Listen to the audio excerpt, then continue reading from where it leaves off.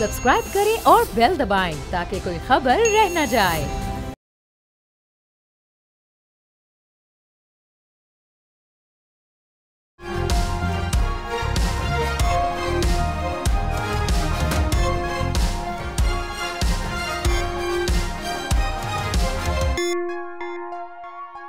बिस्मिल्लाहिर्रहमानिर्रहीम, अस्सलाम वालेकुम। आप देख रहे हैं प्रोग्राम तब्दीली और मैं हूं जवाद कमाल। हुकूमत की जानिब से आज यौम तामीर व तरक्की मनाया जा रहा है। वज़ीर आज़म शहबाज शरीफ ने एक तकरीब से खिताब में कहा कि हमने मुल्क को अंधेरों से निकाला, पाकिस्तान को डिफ़ॉल्ट से बचाया और पाकिस्तान की मईशत को मुस्तहकम करने की जानिब गामजन है। पाकिस्तान को ट्रैक पर डाल दिया है। वज़ीर आज़म शहबाज शरीफ ने कहा कि इस वक्त मुल्क को स्टेबिलिटी की ज़रूरत है, भाईचारे की ज़रूरत है, अमन की ज़रूरत है। हुकूमत की कितनी जिम्मेदारी है स्टेबिलिटी कायम रखना, ये एक बड़ा सवाल का निशान है। इसके अलावा सियासी स्टेबिलिटी की उन्होंने बात की थी। इसके अलावा वज़ीर दिफा ख्वाजा आसिफ साहब भी आज काफ़ी ज़्यादा जोशीले अंदाज में पाकिस्तान तहरीक इंसाफ पर तनकीद करते नजर आए, क्योंकि PTI आज यौम सियाह मना रही है। अपोजिशन की दीगर जमातें भी यौम सियाह मना रही है, लेकिन PTI एक जलसा भी कर रही है।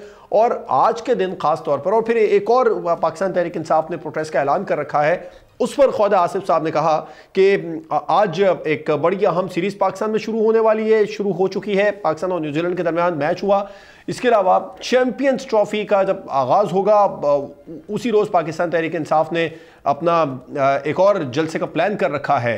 तो जो अहम कौमी दिन है, ख्वाजा आसिफ साहब ने कहा इन दिनों के ऊपर एहतजाज पाकिस्तान तहरीक इंसाफ ने अपना वतीरा बना लिया है। एहतजाज के बाद उन्होंने ये भी कहा कि पाकिस्तान तहरीक इंसाफ बहुत ज़्यादा कहती थी कि ट्रंप आएगा तो बानी PTI बाहर आ जाएंगे, लेकिन ट्रंप आ गए, ऐसा कुछ भी नहीं हुआ। इसके जवाब में चेयरमैन PTI बैरिस्टर गौहर ने भी बयान दिया। उन्होंने कहा कि अमेरिका समेत किसी भी मुल्क से किसी किस्म की कोई मदद के तलबगार नहीं है, और अगर बात मुज़ाकरात और ढील की हो तो उसको भी हम वाज़ेह कर चुके हैं कि हम सिर्फ पाकिस्तान के लिए और जो इस वक्त पाकिस्तान के अवाम हैं उनके मफादात के लिए मुज़ाकरात की टेबल पर आए थे। बहरहाल इस वक्त जो हुकूमत की कितनी जिम्मेदारी है सियासी स्टेबिलिटी को कायम रखना। JUI जो शिकायत करती नज़र आ रही है कि 26वीं आईनी तरमीम के मामले पर उनसे वादे पूरे नहीं किए गए, ये ऊँट किस करवट बैठेगा, इस पर प्रोग्राम में बात करेंगे। अपने मेहमानों को आपसे तारुफ करवाएं किया है पाकिस्तान मुस्लिम लीग नून के रहनुमा खेलदास कोस्तानी साहब ने। सर बहुत बहुत शुक्रिया अपना कीमती वक्त प्रोग्राम में हमें देने के लिए। असलम गौरी साहब JUI के सीनियर रहनुमा हमारे साथ मौजूद है, आपका भी बहुत बहुत शुक्रिया। और अजहर सिद्दीक साहब पाकिस्तान तहरीक इंसाफ से प्रोग्राम में हमारे साथ होंगे। खेलदास कोस्तानी साहब आपसे शुरू करना चाहूँगा। बानी PTI की रिहाई के लिए बशमूल अमेरिका हम किसी भी मुल्क से मदद के तलबगार नहीं है, बिल्कुल वाज़ेह बैरिस्टर गौहर साहब ने जवाब दे दिया है, क्या कहेंगे आप इसमें? देखिए, जो PTI बात करती है उसमें और उनके अमल में बड़ा फ़र्क है। आप देख रहे हैं कि जब से ये बानी PTI जो है एक केसेस में जो गिरफ्तार है, उसके बाद पाकिस्तान के ख़िलाफ़, पाकिस्तान के इदारों के ख़िलाफ़, जो गैर मुल्की जो पाकिस्तान के खुसूसन जो पाकिस्तान के दुश्मन हैं उनसे लॉबिंग करके उनसे प्रेशर डलवाने के लिए इज़राइल हो बाकी हो, कौन सा रास्ता है जो इन्होंने इख्तियार नहीं किया है। तो वो सब कुछ कर चुके हैं। और बाहर बैठकर एहतजाज करना और इल्ज़ाम तराशी करना, झूठ फितना फसाद फैलाना, तो ये PTI जो कहती है कि भाई इस तरह नहीं है, तो आपने देखा कि किस तरह ये आस लगा के बैठे हुए थे जो ख्वाजा साहब ने कहा है आज ट्रंप के हवाले से। तो अब ये सारी चीज़ें दम तोड़ गई। मैं पॉलिटिकल वर्कर ये समझता हूँ, बल्कि सबको हम समझते हैं हमें पाकिस्तान के इदारों पे, अदालती निज़ाम पे हमें इत्मीनान करना चाहिए। आप देखें कि हमारी क़यादत अभी इन्हीं अदालतों से फैसले आए थे और इन्हीं अदालतों से वो सुरखरू होकर निकले हैं। तो जो बानी PTI पे केसेस हैं वो इन अदालतों में चलना है। किसी भी दबाव से, किसी एग्जीक्यूटिव ऑर्डर से, किसी हुक्म से ये बाहर नहीं आना है। बानी PTI के जो जुर्म के दास्तान है उनको अदालतों में सफाइयाँ देनी होगी। अदालतों में अपने आप को इंसाफ लेना है तो उनको करना होगा। आप देखेंगे किस तरह इन्होंने तोशा खाना केस में डिले टैक्टिक्स की और उनके वकला कोई अपना वो नहीं कर सके, केस नहीं रख सके। तो मीडिया पे आके ये बात करना बिल्कुल गलत है। PTI ने पूरी कोशिश की है इस मुल्क को बदनाम करने की। इस मुल्क में आपने देखा कि ये कहते थे कि आप इस मुल्क को IMF को खत लिखा है इन्होंने। ये हमेशा कहते हैं कि पाकिस्तान दिवालिया है। पाकिस्तान की तस्वीर इन्होंने कभी भी बेहतर बाहर पेश नहीं की। जब हुकूमत में थे तो सिफारती हवाले से पाकिस्तान को तनाह कर दिया, पाकिस्तान के दोस्त मुल्कों को नाराज कर दिया। अब हमेशा इनकी ये सियासत रही है, ये फसाद की, ये फसादी टोला है एक किस्म का। ये सियासी अंदाज बिल्कुल नहीं है इनका। सियासत इस तरह नहीं होती जिस तरह ये कर रहे हैं। तो मेरे ख्याल में ये बैरिस्टर गौहर को शायद वो थोड़ा मैंने देखा है सामने, तो उसका मिजाज ठंडा ज़रूर है, मगर उसकी पॉलिसी पार्टी की और बानी पीटीआई का ट्विटर हैंडल आप देखें क्या कह रहा है। असलम गौरी साहब, जो ग्रैंड ऑपोजिशन अलायंस बनाने की तैयारी हो रही है, पहली बैठक बनी गाला में हुई है, JUI प्रॉपर इसका हिस्सा बनने जा रही है, अलायंस बन जाएगा ही? देखिए, अभी इस अलायंस के खदोखाल वाजे नहीं हैं, और बदीगाला में जो मीटिंग हुई वो भी एक खाने की दावत थी जनाब असद कैसर साहब की, कोई एजेंडा, बाकायदा एजेंडा नहीं था। जहाँ पर तमाम अपोजिशन पार्टी जब इकट्ठी हुई तो इस इशू पर बात हुई। जब बात हुई तो फिर यही तय किया गया कि इसके खदोखाल तय किए जाएँ, PRO तय किए जाएँ, तरीक़ेकार सारा बनाया जाए। तो उसके लिए हर पार्टी से एक एक नुमाइंदा, एक कमेटी बनाई जा रही है जिसमें हर पार्टी से एक एक नुमाइंदा होगा जो ये सारे मामला को तय करेगा। उसके बाद हम किसी इत्तेहाद की शक्ल में जाएंगे, क्योंकि हमें इत्तेहादों का इतना वसी तजर्बा है कि इत्तेहादी जो होते हैं वक्त पे इसको साथ चलते हैं, फिर आगे जाके छोड़ देते हैं। हमने 2018 के इलेक्शन के खिलाफ हमने तहरीक चलाई, PDM उस तहरीक PDM थी, और हमारे साथ आज के तमाम हुक्मरान उसमें बैठे हुए थे हमारे साथ, और पूरा जनाब सिर्फ इलेक्शन रिगिंग के खिलाफ, इलेक्शन साफ और शफाफ के खिलाफ एक तहरीक खड़ी हुई। उस तहरीक के बदले में गो के खान साहब की हुकूमत की, और ये एक अलहदा मैटर है कि हम उस वक्त अदम एतमाद की फेवर में नहीं थे, लेकिन कहा यही गया कि अगर हम हुकूमत में आने के बाद हम इसको आइनी इस्लाहात करेंगे ताकि हम ये इलेक्शन को साफ और शफाफ किया जा सके। लेकिन बदकिस्मती से 2024 के इलेक्शन ने तो 2018 के इलेक्शन को भी शर्मिंदा कर दिया, और ऐसा लगता है कि 2024 में पिछले सारे रिकॉर्ड टूट गए, बल्कि कंटिन्यू अब तक ये सिलसिला जारी और सारी है। तो आज वो हजरात जो 2018 में उन्होंने लेफ्ट राइट पे खड़े हुए साफ और शफाफ इंतखाबात की बात कर रहे थे, आज 2024 के इंतखाबात के बाद वो हुकूमत में बैठे हुए और कह रहे हैं इंतखाबात साफ और शफाफ हुए हैं। तो हमें इसका बड़ा एक्सपीरियंस है, बड़ा तजर्बा है, और हम वहाँ 2018 से जो हमने तहरीक चलाई थी उस तहरीक को अभी तक हम ही जारी उसारी रखे हुए हैं। तो हम समझते हैं कि इत्तेहाद बनाने आसान होते हैं, उनको फिर आगे चलाना, फिर उनके मकासद पर पूरा उतरना, तो ये एक बड़ा मुश्किल काम होता है। बहरहाल हम, वो एक मुहावरा है कि दूध का जला छाछ फूंक फूंक के पीता है, हम उस पर गौर व के साथ स्टेप बाई स्टेप आगे बढ़ रहे हैं। हमारी ख्वाहिश है कि अपोजिशन एक प्लेटफॉर्म पे हो, हमारी ख्वाहिश है कि अपोजिशन मिलकर चले, और हमारी ख्वाहिश ये भी है कि हमारे साथ हुकूमती पार्टियां भी खड़ी हों और साफ और शफाफ इंतखाबात के लिए कोई तरीक़ाकार तय किया जाए, ताकि ये जो दिन ब दिन इंतखाबात इस तरह के होते जा रहे हैं कि आवाम के इंतखाबात से एतमाद उठता जा रहा है।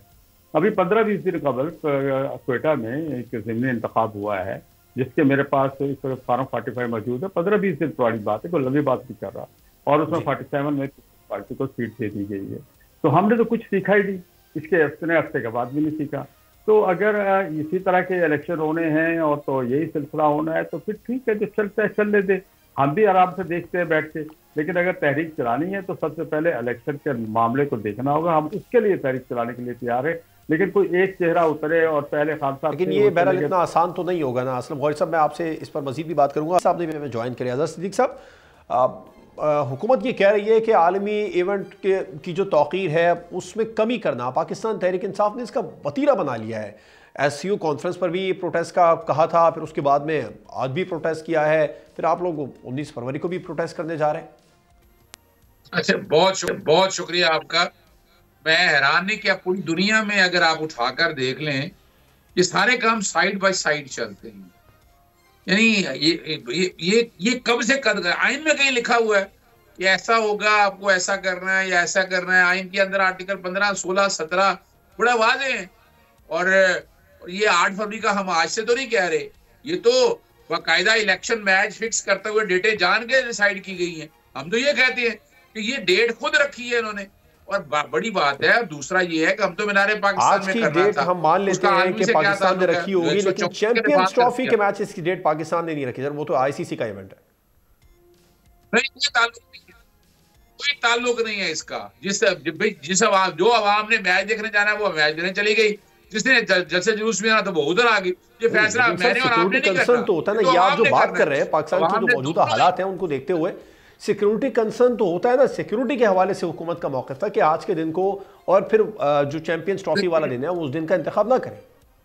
देखिए, मैं बड़े अदब से अर्ज करूं कि क्या पूरे पंजाब की पुलिस, आप जब 26 नवंबर के हवाले से हमें इस्लामाबाद गए तो पूरे पाकिस्तान की पुलिस बुलाई हुई थी, तो ये कौन सी देर थी?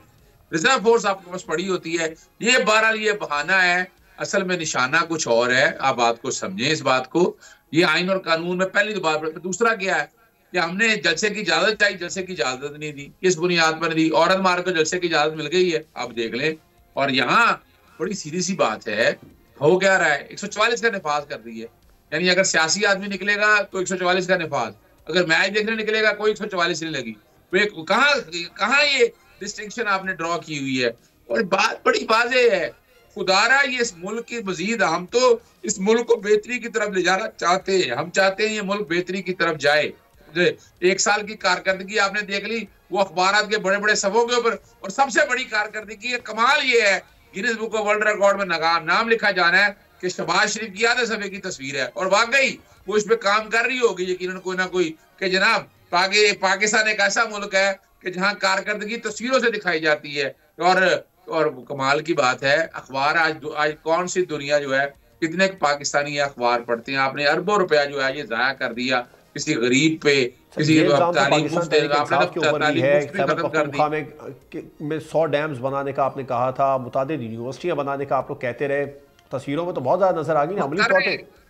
नहीं, देखिए बड़ी बात, पॉइंट टू पॉइंट बात करें ना। डैम बने हैं वहाँ, कितने का डैम नहीं सर, बात मौक़िफ़ डैम नहीं था, मौक़िफ़ यूनिवर्सिटियां नहीं थी, मौक़िफ़ ये था तस्वीरों, आपने तस्वीरी नुमाइश की बात की तो उस पर मैं आपको इंटरप्ट किया। मैंने बताना चलूँ, आप इस तरह नहीं था। आज उठाकर देख लें, आप बजट निकाल लें, चले मैं चैलेंज करता हूँ, बजट निकाल लें आप। यानी आपने इसमें कितना बजट दिया आपने?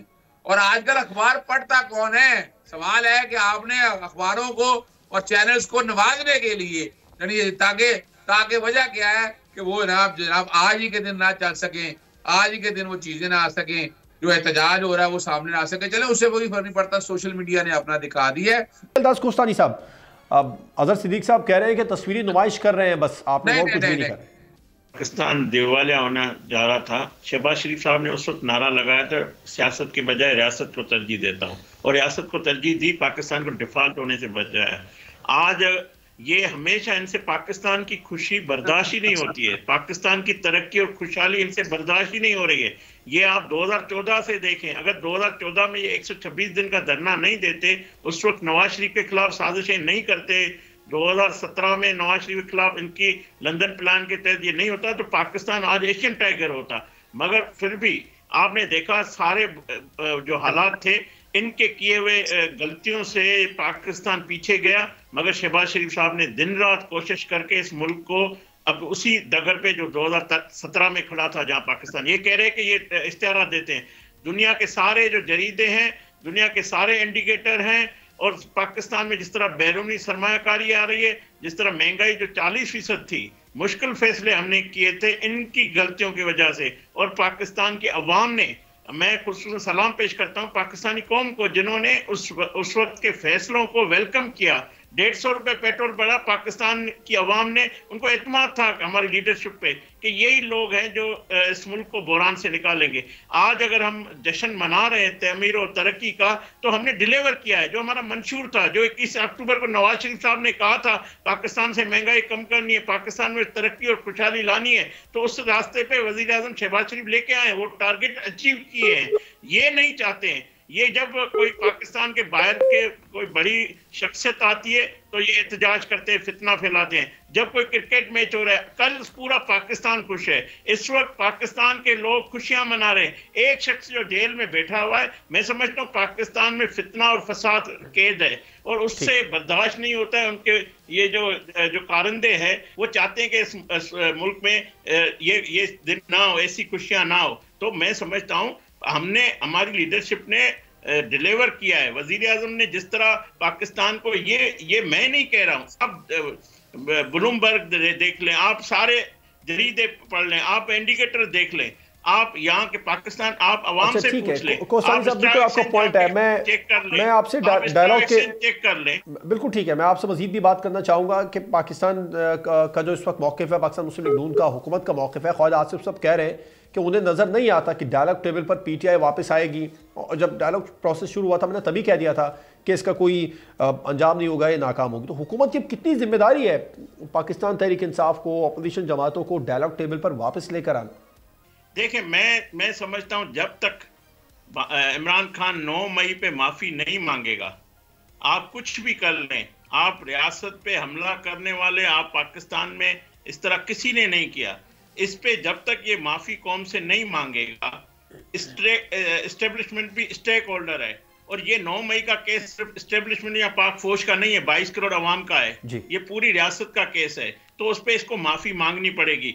और आज भी वो कोशिश करता है, जो इनकी पार्टी में भी बातचीत और मुज़ाकरात की बात करते हैं, सवाल ये, हुकूमत डायलॉग टेबल पर पाकिस्तान तहरीक इंसाफ को, अयाज सादिक साहब ने बहुत ज्यादा कोशिश की, वजीर आजम साहब ने भी रिक्वेस्ट की कि आप लोग मुज़ाकरात की टेबल पर आए, लेकिन नहीं आए। इनको वापस हुकूमत लाने में कामयाब होगी या फिर अब आपने वो मुज़ाकरात का दरवाजा बंद कर दिया? हम चाहते हैं ये कि सियासी रास्ते पे चले, ये इंतशार के रास्ते पे ना चले, ये पार्लियामेंट को जो है बेतो की ना करे, उसकी इज्जत में इजाफा करे। पार्लियामेंट में ये मौजूद है, इनकी जमात, मुज़ाकरात का टेबल जो सजा हुआ है। और स्पीकर साहब ने, ये जमहूरी स्पीकर है, इनकी तरह नहीं जो कर्नल के इशारों पे चलने वाला स्पीकर है। ये सरदार अयाज सादिक ने जो फोरम इनको दिया है, तो मैं समझ यही रास्ता है, पार्लियामेंट के रास्ते पे, यही रास्ता है, रास्ते निकाल, गुफ्तगू डायलॉग का हल है, मगर इंतशार फसाद किसी भी मसले का हल नहीं है। जब तक इंतशार फसाद किसी मसले का हल नहीं है। बिल्कुल ठीक है, मैं वापस आऊंगा कोसानी साहब आपकी तरफ। असलम गौरी साहब, अब जेयूआई फिर शिकवे शिकायत कर रही है कि 26वीं आईनी तरमीम के मामले को लेकर उनके वादे पूरे नहीं किए गए। वादे पूरे करने के लिए, करवाने के लिए जेयूआई क्या सोच रही है? ग्रैंड ऑपोजिशन अलायंस बनने जा रहा है, उसको आत्मी शक्ल देगी या इंडिविजुअली आप लोग कोई प्रोटेस्ट करेंगे, एहतजाज करेंगे? देखिए, ग्रैंड अपोजिशन अलायंस जो है वो तमाम पार्टियों की तरफ से इकट्ठा होकर बनेगा और उसके टीआरओ हम सब तय करेंगे। किसी एक पार्टी के लिए नहीं होगा, ना पीटीआई के लिए होगा, ना जेयूआई के लिए होगा, ना किसी महमूद खान साहब के लिए होगा। वो सब फिर एक इत्तेहाद जब बनता है तो उसके फैसले बाहमी मुशावरत से होते हैं, कोई छोटी पार्टी हो या बड़ी पार्टी हो, और इक्वल होती है उसके अंदर। तो वो इस तरह का इत्तेहाद जो होगा, फिर उसमें बड़े, मैंने अभी थोड़ी देर पहले भी आपसे कहा कि मेन मकसद है, और मेन मकसद हमारा यही है कि साफ और शफाफ इंतखाबात। आपने साफ और शफाफ इंतखाबात अगर नहीं करवाएंगे तो हमारे पास तो आज एक रिजल्ट पड़ा हुआ है कि जब हमने ये पार्टी का मैंडेट नहीं माना तो मेरा मुल्क 2 लाख से हो गया। जो वहाँ के नुमाइंदे हैं उनको आप दीवार के साथ लगाएंगे, आप एक आर्टिफिशियल किस्म के नुमाइंदे पैदा करके असम्बली में ले जाएंगे जो आवाज के अंदर जा नहीं सकते। आपने देखा कि पिछले दिनों जो मामला हुए कुरम में, ना वजीर आला साहब वहाँ जा चुके, ना गवर्नर साहब वहाँ तशरीफ ले जा सके। वहाँ कौन था? हम लोग थे।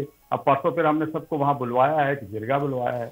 तो जब आपकी असल अवामी ताकत को, जो आवाम के अंदर रहने वाले लोग हैं, जो आवाम के असल नुमाइंदे हैं, जब आप उनको पीछे धक्का देंगे, आप उनको दीवार के साथ लगाएंगे तो मुल्क किसी और तरफ जा रहा है। इसको बचाना हम सबका फर्ज है। ये बात हमने प्राइम मिनिस्टर साहब से परसों की है, सारी उनसे अमनाबाद के बारे में बात की है।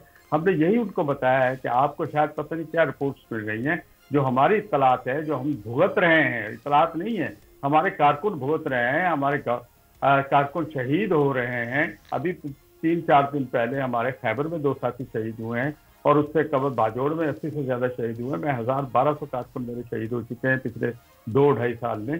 तो हम भुगत रहे हैं इन चीज़ों को। खुदा के लिए मुल्क को संजीदगी की तरफ ले जाया जाए। ये हम मुज़ाकरत करेंगे नहीं करेंगे, आपका हुकूमत चलाएंगे नहीं चलाएंगे, लेकिन मुल्क को बचाना है। अब अगर मुल्क को बचाना है, मुल्क को आप डिफॉल्ट से बचाना, तो एक रह गया। मेरे भाई कोस्तानी बड़ी अच्छी बात करते हैं, मेरे दोस्त भी हैं, कराची से हमारा ताल्लुक भी इकट्ठा है, और फिर आवाज़ की वो सही लीड नहीं कर सकेंगे तो फिर ये मसाइल बढ़ते बढ़ते अब तो आपका सिंध में आ जाए ना। आपका कच्चे में क्या हो रहा है? आपके सामने शिकारपुर, जैकबाबाद और सक्खर, घोटकी, इन इलाकों में क्या हाल है? यहाँ लोग असर के बाद सफर नहीं करते हैं और आप जाके देखें वहाँ क्या सूरत हाल है। तो मुल्क किधर जा रहा है, हमें इस पर सोचना होगा। डिफॉल्ट अपनी जगह, डिफॉल्ट से बचना है, और हमने 16 माह की हुकूमत में डिफॉल्ट से बचने के लिए गए थे। हमें वो तजर्बा बहुत अच्छी तरह है और हम चाहते हैं मुल्क डिफॉल्ट से बचे। मेरा वतन है, मैंने यही रहना है। मेरे बच्चों ने ना दुबई में रहना है, ना मेरे बच्चों ने जाके लंदन में रहना है। हमने यही रहना है, यही पैदा हुए, हम भी यही पैदा हुए थे, यही रहे हैं और हमारे बच्चे भी यही रहेंगे। ये मेरा वतन है, इसे हमने मिलकर बचाना है। प्रोग्राम में वक्त हुआ ब्रेक का, जिसके बाद डिस्कशन के सिलसिले को आगे बढ़ाएंगे।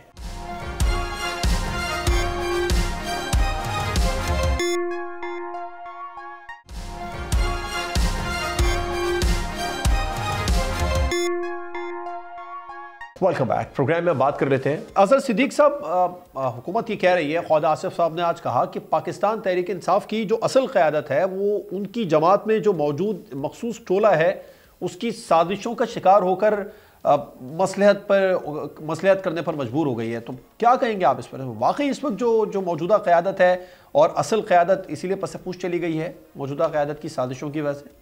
ख्वाजा आसिफ हमारे बुजुर्ग हैं और वज़ीर दिफा हैं, और उनको पता होना चाहिए ख्वाजा साहब को कि इस वक्त असलम गौरी साहब, ये अजहर सिद्दीक साहब के लिए सवाल था। बिल्कुल आपका मौक़िफ़ सामने, मैं पाकिस्तान तहरीक इंसाफ की जो मौजूदा क़यादत है उसको लेकर ये मौक़िफ़ सामने आया। अजहर सिद्दीक साहब, कि आपकी जो पार्टी है इस वक्त वो उसमें तो मौजूदा क़यादत है जी, आप सवाल यकीन तौर पर समझ गए थे।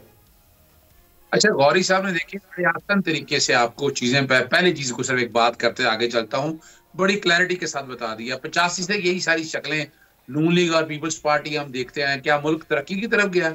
मुल्क तो अंधेरों की तरफ गया। क्या हम कोई बना सके? क्या हमने कोई बुलेट ट्रेन बना ली? क्या हमने अपने अब जहाज जो हैं वो बेहतर कर लिए? क्या हमने क्या किया? हमारा पास तमगा है क्या? कुछ नहीं है हमारे पास। ये जो हम सिर्फ मोटरवे को बनाकर हम कहते बड़ा तीर मार लिया, दुनिया कहाँ से कहाँ जा चुकी है। जाकर देखिएगा, चाइना में तरक्की देखें जाकर, चाइना कहाँ से कहाँ चला गया। अब भारत देखें जरा, देखे तो सही ना उन दिनों के कि जिन दिनों में हम इनको कहा करते थे अपना एरोप्लेन की कंपनियां, जहाजों की जो कंपनियां हैं वो हमने सिखाई बताई। लेकिन आज हम यहाँ खड़े क्यों हैं? ये सोचने की बात है कि लीडरशिप सिंसियर नहीं है मुल्क के साथ, स्टेट्समैन नहीं है। कम से कम आपने एरोप्लेन का जिक्र किया, वो उड़ान भर तो रहे थे। पाकिस्तान तहरीक इंसाफ के दौर में तो उड़ान उड़ना ही बंद हो गई थी, जो यूरोप की परवाजें बंद हुई थी। ये तो पाकिस्तान तहरीक इंसाफ को मौका तो अजहर सिद्दीक साहब आप लोगों को भी मिला था। नहीं, ना, फर्क बताइएगा भाई। 2 साल तो कोरोना रहा है, 3.5 साल में 2 साल तो कोरोना रहा हमारे पास, और कोरोना में इतनी जबरदस्त परफॉर्मेंस हमने दी। फिर आप तमाम अपना इंडिकेटर उठाकर देख लें, यानी वो जुबानी कलामी कह के अब कौम बेवकूफ नहीं है। यानी इन्होंने क्या बनाया था, मेट्रो ऑरेंज ट्रेन, 350 अरब रुपया कौम का जाया कर दिया। उसकी बजाय बुलेट ट्रेन बनाई होती थी। आज देखे, आज वो सब्सिडी के बात चल रही है और हम उधार दे कर्जा जो है उसका उतारते फिर रहे हैं, और वो पाकिस्तानी कौम देख रही है। भाई अगली बात की तरफ आपको, तो ये जो बातें इस तरह की है ना, ये परेशान ना हुआ करें। वही टेप चल रही होती है, हमारे दोस्त है कोस्तानी साहब, वही टेप है, रोजाना यही सुनता हूं मैं, बल्कि कान थक जाते हैं ये सारा कुछ सुन के। बात उस दिन देखेंगे जिस दिन ये डॉलर लेके आएंगे वापस, जो 2022 के अंदर हमें निकालते हुए गया। पेट्रोल की कीमतें वहां लेकर आएंगे जिस दिन हमें निकाल के गए थे, हम तब देखेंगे, तब समझ आएगी कि इनकी परफॉर्मेंस बड़ी जबरदस्त है। ये तो बेचारे भीख मांगते फिर रहे हैं, चाइना तक तो लिफ्ट नहीं करा रहा है इसको। पहले शहबाज शरीफ गया, मरियम सफदर गई, अब आसिफ अली जरदारी साहब तक गए। इसका मतलब क्या है कि इनके पास मैंडेट ही कुछ नहीं है और करना कुछ नहीं चाहते। अब आए अगली बात की तरफ। जहां तक बात है ना क्यादत की, जो कि पार्टी की लीडरशिप, जो इमरान खान साहब है वो जेल के अंदर है और 560 दिन हो गए हैं। 5 अगस्त 2023 से वो जेल के अंदर है, ना करदा गुनाहों की सजा मिल रही है, कोई केस नहीं है, कोई करप्शन या 2.5-3 सालों के अंदर बता दें आपने को बड़े करप्शन के केसेस देखे इन्होंने पकड़े हो, यहाँ पुलिस वाला काबू नहीं आ रहा, यहाँ एंटी करप्शन नहीं। ठीक है, अच्छा ब्रेक पे जाना है, तीनों मेहमानों से मुख्तसर जवाब लूंगा एक अहम मामले पर। वो ये कि आप लोग जो अपोजिशन अलायंस बनाने जा रहे हैं, पाकिस्तान तहरीक इंसाफ को तो एक ही मौके सामने आ रहा है, नए इंतखाबात की तरफ जाएं। इसको हतमी शक्ल देने के लिए कोई अपोजिशन की जमातें मिलकर प्रोटेस्ट करने जा रही है? अजहर सिद्दीक साहब मुख्तसर प्लीज। देखिए मैं बताना चाहूँ, इसमें बाकायदा हमारी मुलाकातें हुई हैं, मौलाना फजलुर रहमान भी इस पे हमारे साथ है, बाकी जमातें इस्लामी भी इंशाअल्लाह, अपना डेमोक्रेटिक अलायंस भी आ जाए, और तमाम सियासी जमातें, जो कि इस किस्म मुल्क का फायदा है कि ये मुंतखब का जमात नहीं है, ये मुंतखब नुमाइंदा हुकूमत नहीं है, और पाकिस्तान के स्टेबिलिटी लाने के लिए जरूरी है। और ये कोई इलेक्शन होना ये कोई बड़ी बात नहीं है पूरी दुनिया के अंदर, और आप 12 अरब रुपया। चले ठीक है, बिल्कुल ठीक है, ठीक है अजहर सिद्दीक साहब आपका। मैं असलम गौरी साहब से ये मौक़िफ़ लेना चाहूंगा, उनका ताल्लुक भी अपोजिशन से। असलम गौरी साहब, मुझे खेलदास कोस्तानी साहब से भी इसका जवाब देना, लेकिन पहले मैं चाहूंगा अपोजिशन का मौक़िफ़ सामने आ जाए। नए इंतखाबात की बात अभी आपने कुछ देर पहले भी की, और मौलाना फजलुर रहमान साहब ने वज़ीर आज़म से मुलाकात करके भी कह दिया। इसको हतमी शक्ल देने के लिए क्या करने जा रहे हैं? देखिए, मैंने फिर वही अर्ज किया कि हम अपोजिशन पार्टियां सब इकट्ठी हो रही हैं और एक इत्तेहाद बनने जा रहा है, और हमारा पहला नारा यही होगा, साफ और शफाफ इंतखाबात। अगर 2024 के जो इंतखाबात हुए उसी तरह के इंतखाबात आपने दोबारा कराने, तो फिर हमें इस शहबाज शरीफ का चेहरा बदलने की जरूरत नहीं है। फिर मियाँ साहब बैठे हैं, ठीक है, फिर इसी तरह के इंतखाब और रिगेंगे तो ठीक है। मकसद ये है कि साफ और शफाफ इंतखाबात हों, चाहे उसके बदले में कोई जीते, हमें उससे कोई गरज नहीं है। अपोजिशन जमातें मिलकर तहरीक चलाएंगी, सवाल ये था असलम गौरी साहब, करने क्या जा रहे हैं इंतखाबात करवाने के लिए? देखें, अलायंस बनेगा तो अलायंस में ये सारी चीजें तय होगी। ठीक है, अलायंस बनेगा तो चीजें तय होंगी।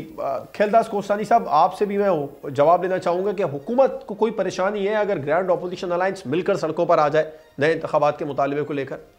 देखें, इस मुल्क में जमहूरियत है, कोई भी जमात, कोई भी इत्तेहाद बनना चाहता है, कोई भी सियासी रास्ता इख्तियार करना चाहता है तो हम वेलकम करते हैं। एहतजाज करना सियासी जमातों का बिल्कुल हक है, मगर जो पीटीआई जमात है वो एक फसादी टोला है। मैं नहीं समझता कि मौलाना फजल रहमान साहब एक ज़ीरक सियासतदान है और उन्होंने हमेशा पाकिस्तान की तामीर और तरक्की की सियासत की है, उन्होंने हमेशा पाकिस्तान की आइन के बालादस्ती के लिए सियासत की है। तो जो मैं नहीं समझता हूँ कि मौलाना फजल रहमान साहब और पीटीआई जो वो इंतशार चाहते हैं, फसाद चाहते हैं, गैर आइनी कदम चाहते हैं। मुझे ये बताएं कि ये कहते हैं कि हमें एस्टेब्लिशमेंट ऐसी मिले जो जिस तरह 2018 में आरटीएस बिठा के हमें इख्तियार दिया गया, यही रास्ता। इस एस्टेब्लिशमेंट का कसूर ये है कि सर, हुकूमत को कोई परेशानी है नए इंतखाबात को लेकर अपोजिशन जमातों के इकट्ठा होने पर? कोस्तानी साहब, हुकूमत कोई परेशानी, किसी टेंशन में, परेशानी में है अगर ग्रैंड अपोजिशन अलायंस मिलकर सड़कों पर आ जाता है नए इंतखाबात के मुतालबे को लेकर? हुकूमत को कोई परेशानी नहीं है। हुकूमत का फोकस ये है कि हम पाकिस्तान को बिल्कुल ठीक है। कथा कलामी की माजरत चाहूंगा, आपको पॉइंट आया। खेलदास कोस्तानी साहब, अदर सिद्दीक साहब, असलम गौरी साहब हमारे साथ प्रोग्राम में मौजूद है। आप तमाम मेहमानों को मुझे ब्रेक लेनी है और ब्रेक के बाद हम बात करेंगे, खेल के मैदान से खबर शामिल कर लेंगे और खेल के मैदान को डिस्कस करेंगे कि पाकिस्तान में इंटरनेशनल क्रिकेट एक बार फिर से बहाल हुई है और एक बड़ा ICC का इवेंट होने जा रहा है। ब्रेक के बाद पर बात होगी।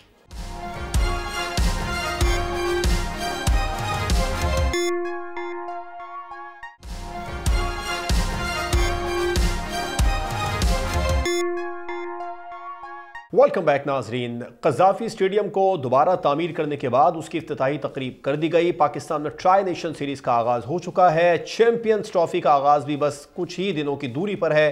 तैयारियां मुकम्मल है और एक बड़ा इवेंट, बड़ा मेला पाकिस्तान में लगने जा रहा है। कितनी बड़ी ये हुकूमत की कामयाबी है, इंटरनेशनल स्टैंडर्ड के स्टेडियम को वक्त पर तामीर करवा देना, और फिर एक इवेंट है जो पाकिस्तान में होने जा रहा है। बड़ा इम्तिहान भी होगा, यकीनी तौर पर इंशाअल्लाह ताला ये कामयाब भी होगा। आज पाकिस्तान न्यूजीलैंड का मैच भी हो रहा है। इस तमाम तर सूरत हाल पर बात कर लेते हैं। हमें ज्वाइन किया फवाद मुस्तफ़ा साहब, सीनियर स्पोर्ट्स जर्नलिस्ट हैं। आपका बहुत शुक्रिया फवाद मुस्तफ़ा साहब। सबसे पहले तो मैं आपके व्यूज़ लेना चाहूँगा, क्योंकि हम बतौर स्पोर्ट्स जर्नलिस्ट, आप बड़े तवील अरसे से पाकिस्तान में एक बड़ा ICC का इवेंट का इंतज़ार कर रहे होंगे। यकीनी तौर पर कितनी बड़ी ये कामयाबी है हुकूमत? देखिए, ऑब्वियसली तकरीबन 30 साल के करीब हो गए हैं जब इतना बड़ा एक इवेंट होने जा रहा है, और ये बहुत बड़ी कामयाबी है पाकिस्तान क्रिकेट बोर्ड की, मोहसिन नकवी साहब की, कि एक बहुत बड़ी एक कोशिश थी। क्योंकि जैसा हमें नज़र आ रहा था कि BCCI की कोशिश ये थी कि किसी तरह ये इवेंट पाकिस्तान के से वापस ले लिया जाए, लेकिन जिस तरह से उन्होंने उस चीज़ को नाकाम बनाया, और पूरी कोशिश यही रही कि एक तो स्टेडियम्स को वक्त पे तामीर करना, वो भी एक बहुत मुश्किल काम था। जिस तरह से हम कद्दाफी स्टेडियम देख रहे हैं, फिर हमने नेशनल स्टेडियम भी देखा, दोनों ही तैयार हैं और एक बहुत बड़ा इवेंट होने जा रहा है। और ये सिर्फ PCB और मोहसिन नकवी साहब की जिम्मेदारी नहीं है, मेरी, आपकी, हम सब और हमारे देखने वालों की है कि ये इवेंट कामयाब हो। और जितने भी मेहमान इस इवेंट को देखने बाहर से आ रहे हैं, और हम लोग अपनी मेहमान नवाजी की वजह से वैसे ही बहुत मशहूर हैं, उससे हम इस तरह से कामयाब बने कि उन सब के लिए ये जो इवेंट है यादगार रहे, कि जो पाकिस्तान आए और जो हमेशा ज़्यादातर लोग बाहर से आते हैं हमारी मेहमान नवाजी की तारीफ़ करके जाते हैं, तो हमें इसी चीज़ का ख्याल रखना है कि एक बार फिर हमारी मेहमान नवाजी की तारीफ़ करते हुए जाएं। बिल्कुल। और रिकॉर्ड दिनों में स्टेडियम को रिबिल्ड करवाना, ये कितना बड़ा कारनामा है फवाद साहब, और ICC स्टेडियम्स की जो इस वक्त सिचुएशन है उनको देखकर सेटिस्फाई भी है? देखिए, बहुत बड़ी कामयाबी है। इतने कम दिनों में सीरियसली लग नहीं रहा था कि ये स्टेडियम कामयाब हो, कंप्लीट हो पाएगा। लेकिन जिस तरह से जिन लोगों ने इसमें काम लिया, जो टीम थी जिसको ये टास्क दिया गया था, टारगेट दिया गया था, उसने जिस तरह से ये काम किया, उनकी जितनी भी तारीफ की जाए कम है। इस पे एक बात जरूर मैं कहता जाऊं, जो थोड़ी सी हमारी यहाँ भी ज्यादती होती है, हम अपने यूट्यूब्स के लिए और पैसे बनाने के लिए जो गलत खबरें फैलाते हैं, हमारे यहाँ से लोग वीडियोस गलत बना रहे थे सिर्फ इसलिए कि व्यूज मिल जाए, वो ज्यादती है। ये इस का इवेंट का कामयाब होना या इस स्टेडियम का बन जाना, ये हम सब के लिए बहुत जरूरी है।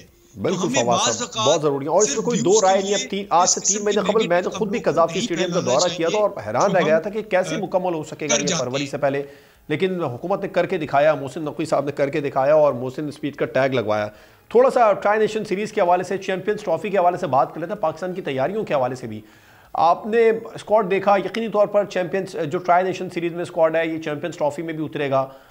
फ़खर जमान साहब की वापसी हुई, खुशदिल शाह की वापसी हुई, फ़हीम अशरफ आईसीसी इवेंट में बड़े खुशकिस्मत हैं, वो वापस आ जाते हैं।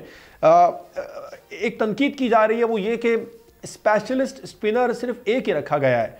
आप समझते हैं वो काफ़ी होगा? क्योंकि आज जिस तरीके से हमारे फास्ट बॉलर्स की ठुकाई हुई है उसको देखकर। देखिए, हमारे यहाँ ना बहुत से लोग ग्राउंड रियलिटीज से दूर हैं। एक तो सबसे बड़ी बात आपने तैयारी की, हमें झटका सबसे बड़ा लगा कि साइम जॉन फिट हो गए, जो सबसे अच्छी फॉर्म में थे। आप सोचें यही साइम और फखर ओपन कर रहे होते तो क्या सूरत हाल होती। फिर आज जो वनडे खेला जा रहा है उसमें हारिस रऊफ अनफिट होके चले गए। दुआ यही है कि वो कोई बहुत बड़ी इंजरी ना हो, क्योंकि उनका फिट होना बहुत जरूरी है। आप स्पिनर्स की बात करते हैं, हमारे पास ऑप्शन शादाब का था, हमारे पास ऑप्शन बहुत ज्यादा नहीं थे कि वो तैयारी। एक तो हमें साइम अयूब का अनफिट हो जाना, वो एक बहुत बड़ा झटका लगा। साथ साथ अगर आप देख लें तो हारिस रऊफ भी आज के मैच में अनफिट हो गए, देखना है कि वो कहाँ तक जाते हैं। फिर स्पिनर्स के हवाले से जो आप बात कर रहे हैं, स्पिनर्स के हवाले से मसला सारा ये है कि ग्राउंड रियलिटीज को देखना बहुत ज़रूरी होता है। हमारे पास ऑप्शन उसामा मीर के था, शादाब खान का था, बट उसामा अभी नजर फर्स्ट क्लास क्रिकेट में एक तो नहीं आ रहे हैं, साथ साथ शादाब को मैंने भी रिसेंटली देखा है जिस तरह से वो प्रेसिडेंट कप खेल रहे गनी ग्लास की तरफ से, अभी तक वो फॉर्म उनकी बॉलिंग की नजर नहीं आ रही है। तो ऑप्शन बचा था हमारे पास खुशदिल शाह का या अबरार, तो ऑलरेडी वाइट बॉल में एक ऑप्शन मौजूद था। तो शादाब या खुशदिल में से देखना था, तो शायद खुशदिल के साथ इसलिए गए कि अभी रिसेंटली बीपीएल में वो बड़ा बेहतर परफॉर्म करके आए हैं, तो ये एक रिस्क लिया गया है। लेकिन स्पिनर्स का जहां तक ओवरऑल आप बात करें, वाइट बॉल या रेड बॉल, हमें बहुत ज्यादा काम करने की जरूरत है। हमें शिद्दत से अच्छे ऑफ स्पिनर, लेग स्पिनर और लेफ्ट आर्म लेग स्पिनर की जरूरत है, और बहुत बड़ी एक जगह खाली है पाकिस्तान क्रिकेट में स्पिनर्स के लिए। राइट। अच्छा, अब चैंपियंस ट्रॉफी में आप देख रहे हैं कि ओपनिंग में कुछ तब्दीली की जाएगी। फ़खर जमान तो रहेंगे, रिजवान खुद भी आ सकते हैं ट्राई करने के लिए, या बाबर रहेंगे साथ में। आपको क्या लगता है कुछ तब्दीली चैंपियंस ट्रॉफी के मैचेस में होगी? बड़ा इवेंट होगा वो। देखिए, मैं समझता हूँ ये बिल्कुल गलत तरीका होता है। जब आपने अब टीम बना दी है, जब जीते या हारे, अनलेस कोई अनफिट हो जाता है या कोई बहुत ही बुरा होता है, आपको इसी टीम के साथ जाना चाहिए। दुनिया भर में कंसिस्टेंसी होती है। जब आपने एक टीम बनाई है, गलत है या सही है, आप उसके साथ जाएं, उसको बैक करें और इसी टीम को कॉन्फिडेंस दें। अब ये आप आखिरी वक्तों में फिर आप किसी को निकालेंगे, रखेंगे, ये तरीका मुझे ठीक नहीं लगता। ये पाकिस्तान में हमेशा होता जाता है कि जी आप एक टीम को निकालने रखने का नहीं पूछ रहा मैं। मेरा सवाल ये था कि कुछ तब्दीली ओपनिंग के अंदर करती हुई नजर आएंगी, फिर उसके बाद एक लास्ट डेट दी जाती है जिसमें आप नाम चेंज कर सकते हैं, और ये हमेशा हम फिर आखिर में नाम चेंज करते हैं। मैं समझता हूँ जो टीम आपने बनाई है, अब आपने जो बना ली है, टीम तो वही है, रिजवान भी टीम के अंदर है, बाबर भी है, फखर भी है। चैंपियंस ट्रॉफी में आप इनमें से किसको ओपन करता देख रहे हैं? तीनों में से फखर के साथ कौन होंगे? बाबर, रिजवान रहेंगे या वहां कुछ तब्दीली की जाएगी? जी, अभी तो बाबर और फखर ही ओपन कर रहे हैं। फखर के साथ रिजवान भी ओपन कर सकते हैं, देखना लिए। लेकिन मेरे पास ऑप्शन जो मौजूद है, आपके पास फखर, बाबर, रिजवान, ये 3 ही ऑप्शन मौजूद हैं, और इन्हीं के साथ अब आपको जाना चाहिए। एक और सवाल है फवाद साहब आपकी मौजूदगी का फायदा उठाते हुए, वो ये कि अभी बाबर और फखर आज ओपनर आए हैं चैंपियंस ट्रॉफी में या इस ट्राई नेशन सीरीज में ही आगे चलकर मैच में रिजवान को किस नंबर पर आप समझते हैं खेलना चाहिए? फिर वो वन डाउन आए या फिर वो मिडिल ऑर्डर में आके खेले? देखिए अब ये डिपेंड करता है मेरे ख्याल से, ये जो 3 नेशन सीरीज है इसमें थोड़ा सा देखा जाएगा, उसके बाद ये डिसाइड किया जाएगा कि बाबर ही ओपन करेंगे या रिजवान ओपन करेंगे, बाबर 3 नंबर पे आएंगे, ये थोड़ा सा डिसीजन लेना होगा। और जहां तक आप रिजवान की बात करें, रिजवान एक ऐसा बैटर है कि वो किसी भी नंबर पे खेल सकता है, 4 नंबर पे भी खेल सकता है, 3 नंबर पे भी खेल सकता है, बट मैं समझता हूं कि फखर, बाबर और रिजवान को टॉप 4 पोजीशन में ही होना चाहिए, चाहे वो तीसरे नंबर पे आए, चौथे नंबर पे, उसके बाद फिर आपके पास सलमान अली आगा भी हैं, फिर खुशदिल शाह भी खेल रहे हैं, फिर आपके पास मिडिल ऑर्डर में सऊद शकील के रूप में भी एक ऑप्शन मौजूद है। बिल्कुल, कामरान गुलाम भी है। अच्छा फवाद साहब, फ़हीम अशरफ को आज नहीं खिलाया गया, उनकी वापसी हुई है स्क्वाड के अंदर, तो आप समझते हैं उनको ट्राई नेशन सीरीज़ के अगले मैचेस में खिलाया जाएगा और फिर चैंपियंस ट्रॉफी के जो मैचेस हैं उनमें उनको इस्तेमाल किया जाएगा? किसकी बात की आपने? फ़हीम अशरफ। जी, फ़हीम अशरफ, देखिए डिपेंड करता है, मुझे लगता है कि पाकिस्तान की कंडीशंस में उनका खेलना इतना आसान नहीं होगा। पहली प्रेफरेंस, जैसा कि हमने पहले मैच में भी देख लिया अगेंस्ट न्यूजीलैंड, वो खुशदिल शाह ही होंगे, लेकिन आपने फ़हीम अशरफ को भी देखा है, हो सकता है फ़हीम अशरफ को कोई एक आध मैच दे दिया जाए, अगेंस्ट बांग्लादेश हो सकता है वो खेल जाए, बट ये 3 नेशन में तो मुझे लगता है कि चांस देना चाहिए ताकि पता चले आपके पास जो ऑप्शन मौजूद है वो किस तरह से परफॉर्म करें। 3 नेशन को जीत और हार से बढ़ के हमें देखना पड़ेगा इस इवेंट को। राइट, एक और इम्पोर्टेंट क्वेश्चन, आपका तज्जिया क्या कहता है कि चैंपियंस ट्रॉफी का फाइनल आप किन 2 टीमों को खेलता देख रहे हैं? सॉरी, चैंपियंस ट्रॉफी का फाइनल किन 2 टीमों को खेलता देख रहे हैं सर आप? देखिए, ख्वाहिश तो यही है कि पाकिस्तान खेले और पाकिस्तान को खेलना भी चाहिए। मुझे लगता है कि पाकिस्तान, एक टीम तो पाकिस्तान होगी, अब दूसरी टीम इंग्लैंड की हो सकती है, ये देखना है। तो मुझे पाकिस्तान इंग्लैंड नजर आ रहे हैं, लोग इंडिया की बात कर रहे हैं, बट मुझे लगता है कि इंडिया ने एक तो उनके जो अंदरूनी मसाइल हैं, गौतम गंभीर के कोच होने की वजह से, रोहित और कोहली की जो फॉर्म है वो इस किस्म की नहीं है, साथ साथ जो उन्होंने गलती की है, उन्होंने दुबई में मैचेस खेलने का इरादा किया है और वहीं खेलेंगे, वो कंडीशन से ज्यादा उन्हें पाकिस्तान की कंडीशन सूट करती। लेट्स सी क्या होता है, बट मुझे पाकिस्तान और इंग्लैंड फाइनल खेलते हुए नजर आ रहे हैं। बिल्कुल ठीक है। फवाद मुस्तफा साहब, सीनियर स्पोर्ट्स एनालिस्ट हमारे साथ मौजूद है, आपका बहुत बहुत शुक्रिया प्रोग्राम में अपना कीमती वक्त देने। प्रोग्राम आपने देखा नाजरीन, इस दुआ के साथ प्रोग्राम का अख्ताम करेंगे कि पाकिस्तान खेल समेत दुनिया के हर मैदान में तरक्की के झंडे गाड़े। इजाज़त दीजिए, अल्लाह हाफिज़।